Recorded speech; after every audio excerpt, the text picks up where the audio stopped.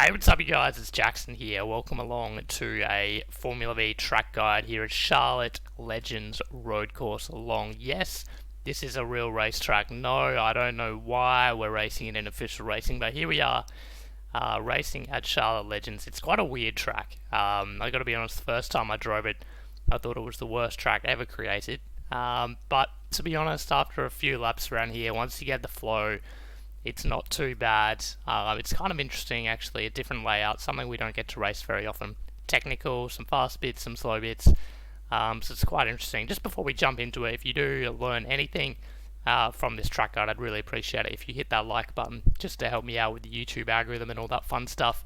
And if you want to see more of these track guides, hit that subscribe button, just to let me know that you're digging the content and that you want to see more track guides. And I'll keep pumping these out for you in the coming weeks. So let's jump straight in here. Coming down here into turn 1. Now, the critical part here is that we want a late apex, so you can brake fairly late, down to third gear, and you can actually use this little black bit, sort of the grass, if you want. I got right up close to it there, and then you want to get on the power as early as you can. Run out as far as you want into the pit lane. And yes, we are racing in the pit lane. That's very unusual. And then we come here into turn 2, and this is a really ballsy corner. Really like this corner. You want to brake nice and late, but it's not too important how late you brake. The critical part here is getting on the power as early as you can for the run into the next few corners. So as close to the wall on the inside as you can, as close to the wall on the outside, back to full power. Run right up to this wall on the left-hand side here. This next right-hander is flat out. We're aiming for that cone, bang, and then we're going to be lifting right about this white line. Not braking, just lifting. And you can see I'm not quite all the way over to the left-hand side here.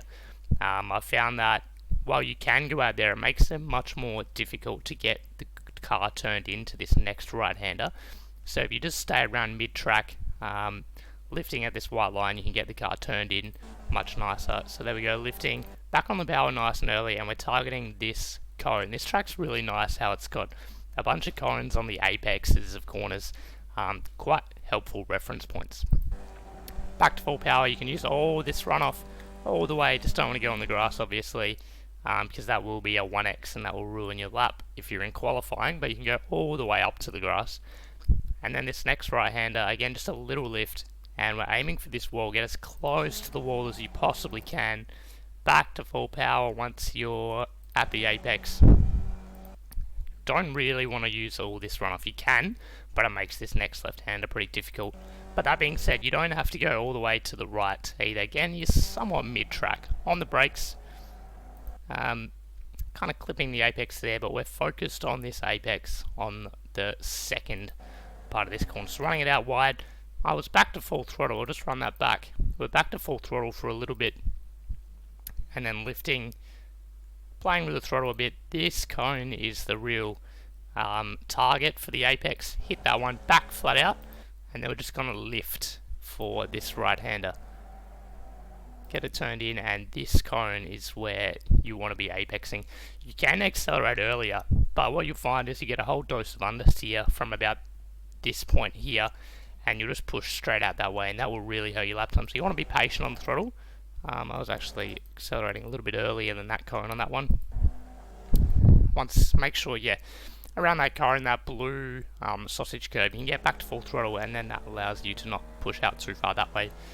Use a bit of this red and white curve. You can use all of that if you want.